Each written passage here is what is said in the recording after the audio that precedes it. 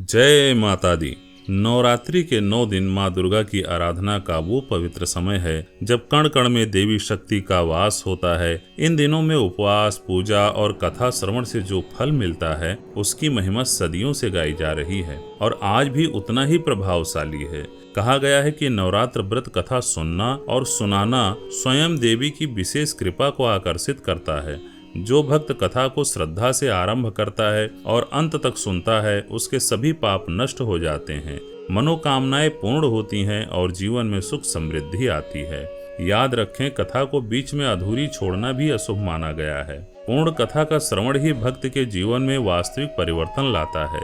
तो चलिए ब्रह्मा जी की जुबानी यह पौराणिक कथा सुनते हैं। जो भक्त इसे श्रद्धा से सुनेंगे उन पर माँ दुर्गा की विशेष कृपा बनी रहेगी। उनके घर आंगन में सुख, शांति और समृद्धि का वास होगा। एक बार की बात है, देवगुरु बृहस्पति ने सृष्टि के रचयिता ब्रह्मा जी से बड़े ही आदर से पूछा, प्रभु, इस संसार में ऐसा कौन सा सर्वश्रेष्ठ व्रत है जो सभी सुख दे, सारे पाप हर ले और मुक्ति का मार्ग प्रशस्त करे। ब्रह्मा जी अपनी दिव्य मुस्कान के साथ बोले, हे गुरुवर, नवरात्रि का 9 दिन का व्रत ही वह अमृत है। जो भी भक्त सच्चे मन से पूरी श्रद्धा के साथ इसे करता है उसे संतान, ऐश्वर्य, आरोग्य और अंत में मोक्ष की प्राप्ति होती है। बृहस्पति जी ने जो सदैव लोक कल्याण के बारे में सोचते थे, आगे पूछा, कृपया कोई ऐसी अद्भुत घटना सुनाइए जिससे आम जन की आस्था और बढ़े, ताकि वे इस व्रत के महत्व को समझ सकें और इसे अपना सकें। तब ब्रह्मा जी ने सुमति नामक एक स्त्री की कथा सुनाई। ब्रह्मा जी ने बताना शुरू किया कि सुमति अपने पूर्व जन्म में एक निषाद परिवार में जन्मी थी। उसका पति गंगा किनारे एक गांव का मुखिया था, पर होने को कुछ और ही मंजूर था। एक सांप के चलते या शायद किसी गलतफहमी के कारण उन दोनों को कैद में डाल दिया गया। अब कैद में भोजन कहाँ से मिलता? संयोग ऐसा बना कि नवरात्रि के पूरे 9 दिन उन्हें कुछ भी खाने को नहीं मिला और इस तरह अनजाने में ही सही उन्होंने माँ दुर्गा का व्रत कर लिया। 9वें दिन जब उनकी सहन शक्ति जवाब दे रही थी, माँ दुर्गा साक्षात प्रकट हुई और बोली, तुम्हारी अनजाने में हुई इस भक्ति ने मुझे बहुत प्रसन्न किया है। मांगो, क्या वरदान चाहती हो? स्त्री ने विनम्रता से हाथ जोड़कर कहा, हे देव, मेरे पति का कुष्ठ रोग दूर हो जाए, यही मेरी सबसे बड़ी मनोकामना है। माँ ने आशीर्वाद दिया और देखते ही देखते दोनों रोग मुक्त होकर अपने घर लौटे, जहाँ उनका जीवन सुखमय हो गया। ब्रह्मा जी कहते हैं, इसी पुण्य के कारण वे इस जन्म में फिर मिले और यहीं से उनकी कथा आगे बढ़ी एक नए रूप में। इस जन्म में सुमति एक सजातीय ब्राह्मण कन्या थी।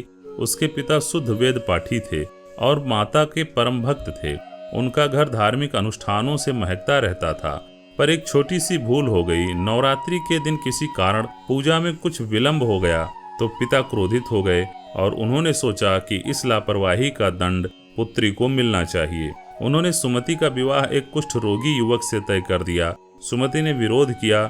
उसने बस मन ही मन कहा, माँ दुर्गा की यही इच्छा होगी तो मैं इसे ही स्वीकार करती हूँ। विवाह हुआ और वह अपने कुष्ठ रोगी पति के साथ जंगल की ओर चल दी। रास्ते में लोग उन पर हंसते, ताने मारते, पर सुमति ने अपने पति का हाथ कभी न छोड़ा। उसकी आंखों में एक अटूट विश्वास था। उसने सोचा, अगर मेरी माँ चाहेंगी तो ये मेरे सारे कष्ट सुख बन जाएंगे, ये बीमारी भी दूर हो जाएगी। यही भावना आगे चलकर उसके लिए जीवनदायी बनी, उसकी परीक्षा का फल बनी। उसकी यह निष्ठा ही तो थी जिसने उसे आगे बढ़ने की शक्ति दी। घने जंगल में सुमति और उसके पति को एक पुरानी जीर्ण शीर्ण झोपड़ी मिली, जहाँ उन्होंने अपना ठिकाना बनाया। पति के शरीर पर फोड़े, फुंसियां थीं, चलना फिरना भी कठिन था। सुमति सुबह से शाम तक जंगल में भटकती, जड़ी बूटियां लाती, उन्हें उबाल कर लेप बनाती और अपने पति को लगाती।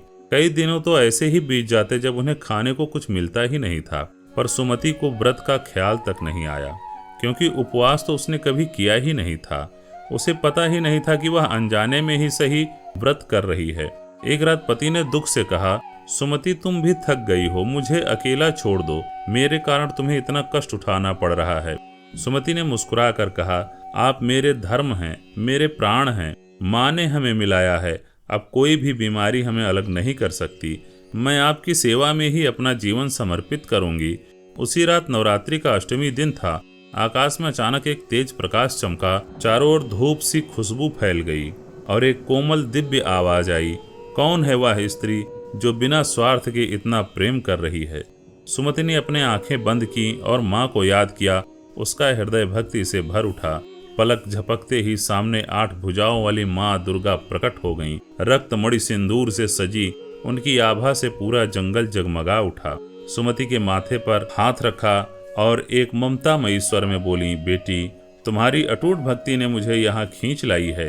तुमने उपवास कब किया और यह क्या? तुम्हारे मन में कोई मांग भी नहीं है, कोई इच्छा ही नहीं है। सुमति ने अपनी आंखें खोली, माँ के चरणों में गिर पड़ी। माँ, मैंने व्रत तो नहीं किया, पर जब मेरे पिता कथा सुनाते थे तो मैंने आपकी कथा कई बार सुनी है। शायद वही स्मृति मेरे भीतर रही होगी। माँ मुस्कुराई और कहा, हाँ बेटी, स्मृति भी भक्ति ही है और तुम्हारे पूर्वजन्म का व्रत फल अभी भी तुम्हारे साथ है। वही तुम्हें यह शक्ति दे रहा है। सुमति ने विनम्रता से पूछा, तो क्या मेरे पति का यह कष्ट मेरे ही पाप का फल है? माँ बोली, नहीं बेटी, यह कष्ट तुम दोनों के साझे कर्म का परिणाम है, पर तुम्हारी श्रद्धा ने इस दंड को सौम्य बना दिया है। अब तुम्हारे पास अधिकार है इस पुण्य को बांटने का। कहते हुए माँ ने अपना हाथ आगे बढ़ाया और एक दीपक सा प्रकाश सुमति के हाथ में आ गया, जो दिव्य ऊर्जा से जगमगा रहा था। माँ ने सुमति से कहा, यह पुण्य दीपक है बेटी, तुम चाहो तो अपने एक दिन के व्रत फल को अपने पति को दे सकती हो और देखते ही देखते उसकी त्वचा रोग मुक्त हो जाएगी। पर याद रखना, यह दान देने से तुम्हारा भविष्य कोष थोड़ा कम हो जाएगा, फिर भी तुम्हारी मुक्ति नहीं रुकेगी, क्योंकि तुमने निस्वार्थ भाव से यह दान दिया है। सुमति ने एक पल भी नहीं सोचा और बिना किसी संकोच के कहा, माँ, मेरा सब कुछ तो आप ही का दिया हुआ है। मेरी सारी तपस्या आपके ही चरणों में समर्पित है। अगर मेरे पति स्वस्थ हो जाएं, तो मेरा व्रत फिर से हो जाएगा। मैं फिर से आपकी सेवा करूंगी। उसने तुरंत उस दिव्य दीपक को अपने पति की छाती पर रख दिया। देखते ही देखते एक अद्भुत चमक के साथ पति के शरीर के सारे छाले सूखने लगे। उनका रंग रूप निखर आया और वे पूरी तरह स्वस्थ हो गए। पति ने आंखें खोली और बोली, सुमति, मुझे लगता है जैसे मैंने नया जन्म पा लिया हो। यह सब कैसे हुआ? माँ ने दोनों को आशीर्वाद दिया, तुम दोनों को पुत्र और समृद्धि मिले। पर अब लौटकर अपने घर जाओ और नवरात्रि का विधि पूर्वक व्रत करो, ताकि यह पुण्य स्थायी हो सके। इतना कहकर माँ अदृश्य हो गईं और वहां एक मधुर स्वर गूंजा, जय माता दी। सुमति ने अपने पति का हाथ पकड़ा और दोनों ने मिलकर माँ को प्रणाम किया। उनके हृदय में कृतज्ञता और आनंद का सागर उमड़ रहा था। माँ के आशीर्वाद के बाद सुमति और उसके पति गांव वापस लौट आए।